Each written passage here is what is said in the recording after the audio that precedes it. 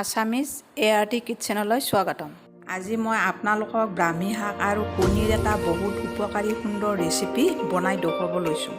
তাৰ বাবে মই ল'লোঁ ব্ৰাহ্মী শাক, পিঁয়াজ এটা, কণী 3টা, আলু 2টা, কেঁচা জলকীয়া 2টা, জিৰা গুড়ি, ধনিয়া গুড়ি, হালধি, নহৰু আৰু আদা পিচি লৈছোঁ। তেলটো গৰম হ'বলৈ দিছিলোঁ, গৰম হ'ল। আলু 2টা মই কাটি লৈছিলোঁ, এতিয়া ফ্ৰাই কৰি লওঁ। হালধি দিলোঁ।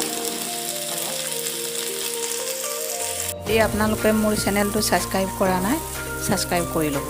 থকা বেল আইকনটো টিপি দিব, যাতে আপোনালোকে মোৰ ভিডিঅ'বোৰ চাই থাকিব পাৰে। অকণমান নিমখ দিলোঁ।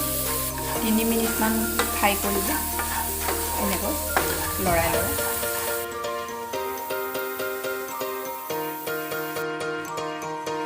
তেল দি এতিয়া ব্ৰাহ্মী শাকখিনি ফ্ৰাই কৰি লওঁ। এতিয়া গৰম তেলত পিঁয়াজটো দিম।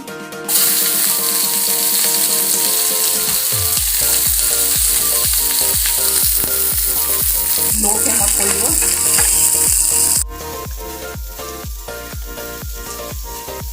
সৰু আদা পেষ্ট দিলোঁ, জলকীয়া দিলোঁ, এয়া হালধি অলপ দিলোঁ, ধনিয়া গুড়ি দিলোঁ অলপ, জিৰা গুড়ি।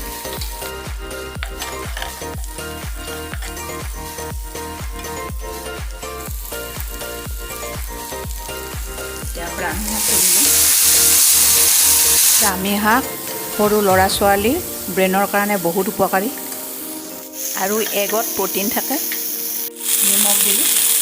এগৰ লগত ব্ৰাহ্মী শাকটো বনালে টেষ্টটো ধুনীয়া হয়।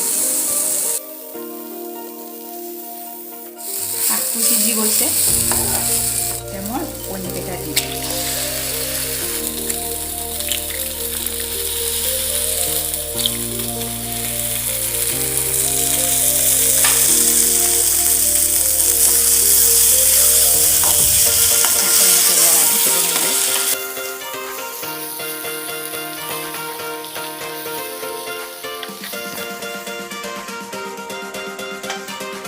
তেনেকৈ লৰাই থাকিব।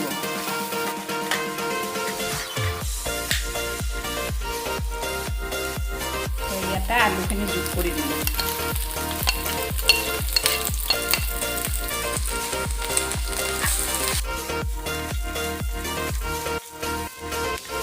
দেখিবলৈ ধুনীয়া হৈছে। কেইমিনিটমান লৰাই থাকিব লাগে।